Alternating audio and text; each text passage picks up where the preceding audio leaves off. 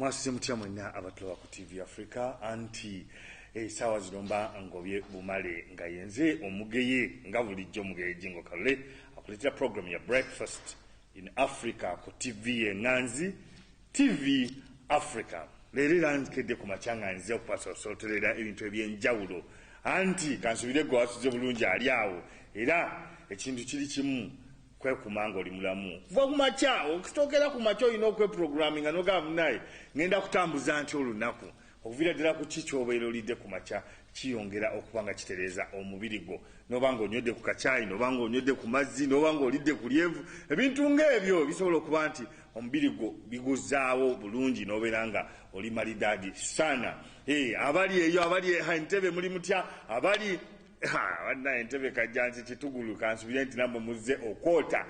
omugeye jingo kala ate nga gwe nalina wooli fubanye okulaba nti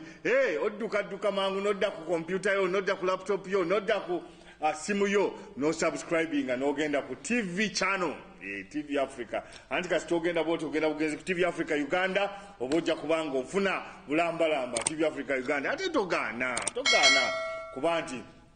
followinga munaye kasi followinga noberango so kubaba ngolaba ebintu byaffe tuba tuwereza tuva ekisingira ddala okuteeka kesira tuteeka sira ku kintu ekibanti kitereza omwana omuddugavu kitereza gwe nange kikyusa obulamu bwo positivity je tusinga okutunulira wano ku TV Africa uberanga munaye wetegeera nomanya nti nze gundi nze kanywa mugule nze amanya wega tewalira eganyumira nze kiwoma magaya lwaki mfanana bwenti lwaki ndi muddugavu lwaki that inferiority complex netuba nti tugirwanyisa ffe ng'abaddugavu kale awo wogira wali bwalina osubscribing wali awo mba ndija kusanyuka osubscribinga bulungi nnyo nobeeranga ogobereranga ofollowinga ki ekigenda mu maaso ku TV Africa channel kuba tulina channels nnyingi nnyo tulina ebyokubawa bingi nnyo tulina programs nnyingi nnyo tulina bingi nnyo wetuba tubasosozera naye nga ku makyega leero mukimanyi bulungi tukyali mu kigambo kya lockdown ekyakwatidde ddala akati tukyali waka ab'emirimu egimu gyafa abalala abaana bakyali waka abalala bagezaawo okweyiya bweyiya abalala kafyu ekyatambula lockdown kale bagisetulako bagamba basetuddemu ku lockdown naye kafyu yetukute so kafyu ekyakwatidde ddala abantu mu mbeera eyo ate ng'obulwadde bwa coronavirus gye buli ekyo kyo njagala tukkiriziganye naawe obulwadde bwa coronavirus gye buli naye obutangidde otya ekyo nakyo kikulu kwambala masiki kwataganya na SOPs nobeera ng'ozigoberera bulungi naye ekyenkizo kyensinga okugamba abaana bannayuganda abaana ba Africa is how you feel kisobola okubanga olwanyisiza ddala ekigambo kya coronavirus kitegeeza ki tuwoba ogobedde SOPs ezo naye akawuka ne kabanga kayiseemu ne kabanga kasobodde okukwata ate kasanga omubiri gwo nga ddala mulamu ng'olya bulungi okuba omulamu kiva ku kulya bulungi munnange si kusonga ku sausage na biki n'ogamba nti kandye nedda lyebyo ebintu ebiyinza okuba nga bitereza omubiri gwo lyebyo ebintu ebisobola okuba nga bizimba obutafaali bwo immune system eberenga ekula awo akawukali kasita akawuka kanajja kajja kusanga busanze nga gwe tokoonebwako era nti kakasa bangi nnyo bagezezaako okubanga bafuna obulwadde buno obwa coronavirus naye ne basangibwa nga omubiri gyabwe miramu bulungi ne bubanga tosobola bakuba ku ndiri so n'olwekyo fe okulaba ng'olya bulungi ate SOPs ozigoberere awo tujja kuba okiyitamu kino ekintu kino ekintu ekiri mu kubala abantu embiriizi omu ku omu tekimanyi mugagga tekimanyi mwavu lwaki bagamba obulwadde buno buzze busengesezza nnyo busumbuye nnyo abagagga kyenjagala nnyo okusooka okusongako ero lwaki obulwadde bungi nnyo bw'otunulira corona bw'otunulira obulwadde bwa sukaali bw'otunulira obulwadde bulwadde bingi ebyo betwalira obulwadde bwa pressure bulwadde bingi nnyo betwayitanga ebirwadde by'abaavu by'abagagga ensangi ziri nga tugamba birwadde bino by'abagagga birwadde bino by'abagagga birwadde bino by'abigagga ebirwadde bwe bityo naye kati tuze ku coronavirus tunira lwaki naye asumbye nnyo abagagga alumba ennyo abo bennyini betulooza tugamba nti munnaye abo baakolamu olw'ensonga eri emu bweti nti abantu abo balya bubi balya bubi waliwo agambye ye ate omugagga alya bubi atya kyenkubulira kye kino abantu abo balya bubi balowooza balya bulungi naye balya bubi be basiiba mu restaurants ez'enjawulo ez'amaanyi ze tuyita eza high class tebafumbiramu gye basiika buli kimu lwakuba kati munaye waliwo kati ezize zimeruka zigamba munaye ffe tutokosa bitokose batandise okudda ku mbeera yaffe gye tuzze tubasomesa ng'aba TV Africa nti tuddeyo emabega tukozese embeera eno bweti ne bweti naye nzirayo ku kino kyenkugamba ebirwadde bino birumbye abagagga bangi coronavirus alumbye abagagga bangi okusinga abaavu njagala tukkiriziganye why kubanga bano abantu balya bubi immune system yaabwe nafu balina agalwadde munda gangi balina ebirwadde ebibiri mu basenkeka ebiri mu yonona immune system balya bubi balya hamburger balya pizza balya hot dogs balya ebintu ntubwe bityo bye babeera balya so obulwadde buno ne bibanga busobola obbagwira mu bwangu kubanga immune system yaabwe nafu so gwali eyo oba oli mugagga oba oli mwavu era n'obwavu muneesejja kugamba nti obwavu era tetubakwata era nabo babukwata naye percentage yeeri ate yo nzito nnyo so weebereremu gwe nga gwe gyekyokulya ekirungi naddala ku makya gano waliwo alimu kwambala stokes ayagala okudduka kakkano osomeyo sokka obeere nga osobola okulaba TV Africa obeere ng'oyiga byokuyiga bingi wano ku TV Africa yes naye ate nga tutunulira abaana abali mu kugenda ku ssomero nabo bagamba naye tudda ku ssomero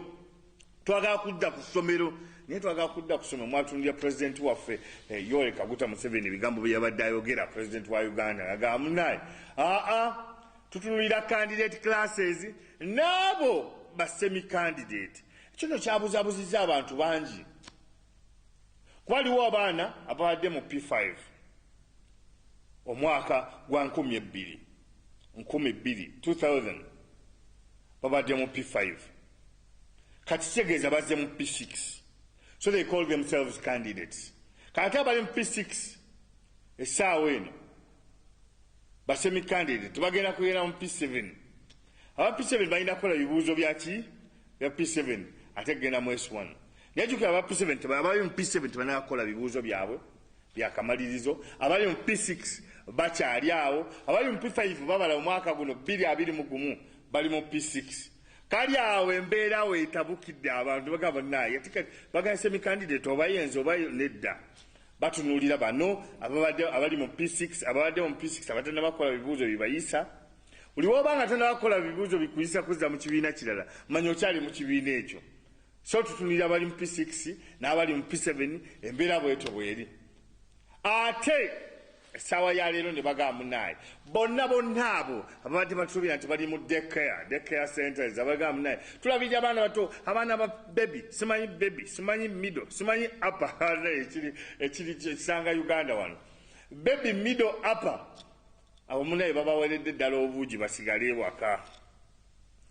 abazadde balina kusigala nga babawa buugi babakola basigale ewaka mbuno ekigambibwa nti abo tebabatunulidde wadde tebajja kutuuka bukyusi nga bagenda bugenzi mu P1 so gwe omuzadde ali ewaka fubukula nti osomesa omwana mukwasaganye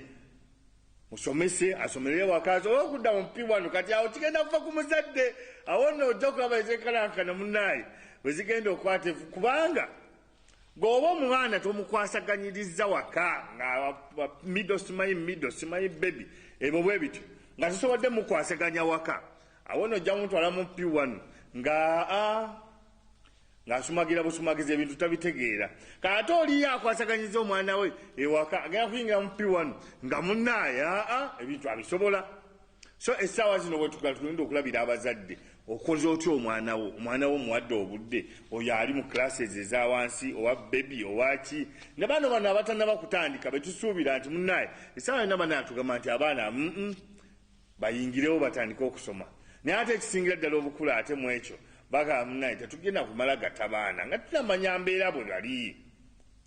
abaana tulina okumanya bali seefu okubatwala mu crowd eyo bali seefu banasobola okuba nti bakikwasaganya ne bannaabwe kuba omwana omu bw'ati ayingira mu banne bonna ne balwala so embeera bwetyo bweri embeera yakwata ku ttama embeera yakinyika ggobe naye ate nga tulina ogiyitamu Yes, nenkubiriza bonna mwena abazadde abali ayo n'abaana bammwe nga mugezaako okulaba nti abaana musabirira mukuba buli kika kya kabonero muli ku mavivi mugamba abaana baddayo ddi tunulira ensonda eno omwana ofunye chance eri naye omuyigiriza ki kuba bulijjo twagala nnyo ekigambo twogera nnyo ekigambo amagezi amazaale amagezi amasome amagezi biki charity begins at home ekigambo abasajja bagenda ne bakikozesa eyo naye ate ekisinga obukulu amwana oyo kati ofunye chance eri naye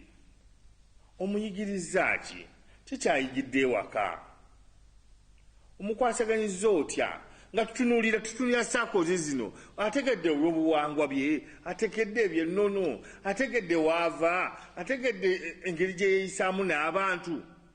kwa bulijjo mumale mugamba naye abazadde bagamba omusomesa yamutegeera kasita tamweweddeko basomesa nja musula kusomera essomero erimutegeera nze yansobera omwana oyo kamukwasa omusomesa anti jeni sibayo amusomese nedda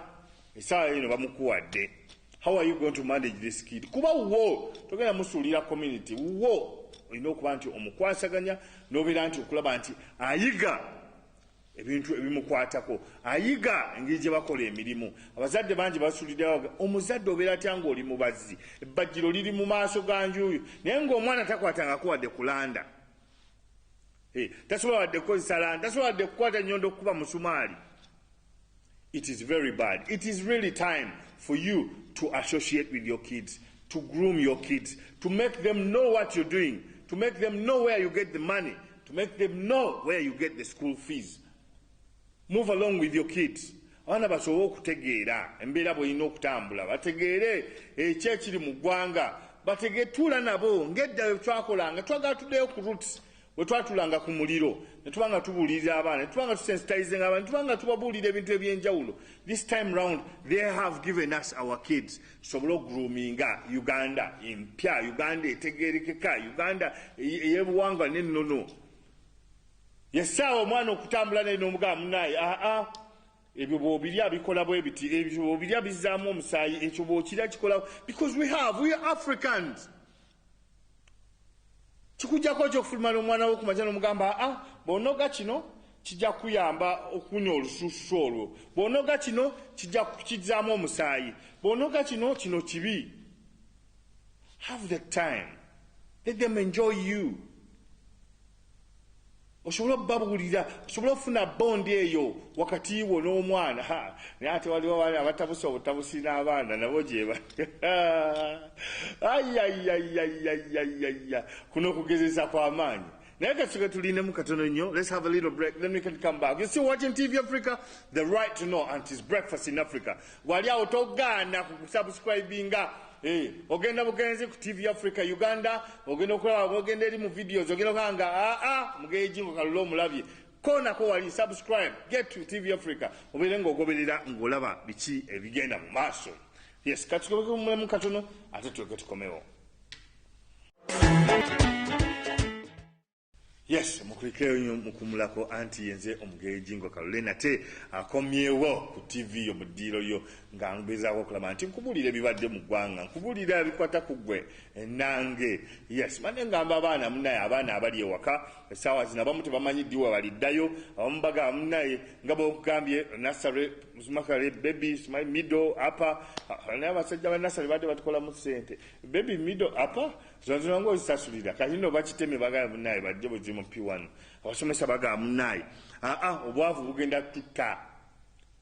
olina agamba omwavu wakufa kati abaana basomesa badde basomesa kiraasi ezo bagenda kukola batya nedda enswawo ekyusa eriiso naawe ekyusa envubo. Ngamba nnyo abantu wano mu Uganda ne ngamba ti munnange singa gavumenti yaffe ennungi singa yasalawo negamba munnaye let's venture in agriculture. Negamba buli omu nti beerako n'enkumbi beerako w'olimira. Negamba buli omu nti herbs zikola bulungi singa tuli wala nnyo because eddagala eryo n'abantu gye bakozesa munnaye erisinga liva wano mu Africa. Raw materials ziva wano emiti tugiina balwana na bulwanyi ogifuna ffe tugiina naye ate gwe munnaye obagamba munnaye ti kozesaako ku ddagala bwetyo gamba omulimu sitaani mungi eryo terionya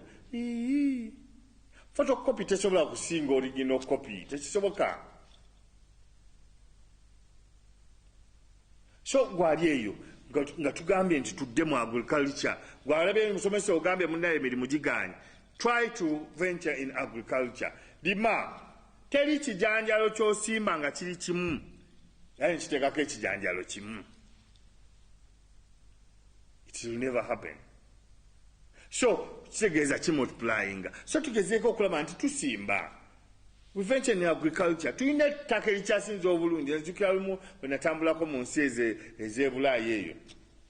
Naye nga okusimba obusimbi omuti okukula okumera.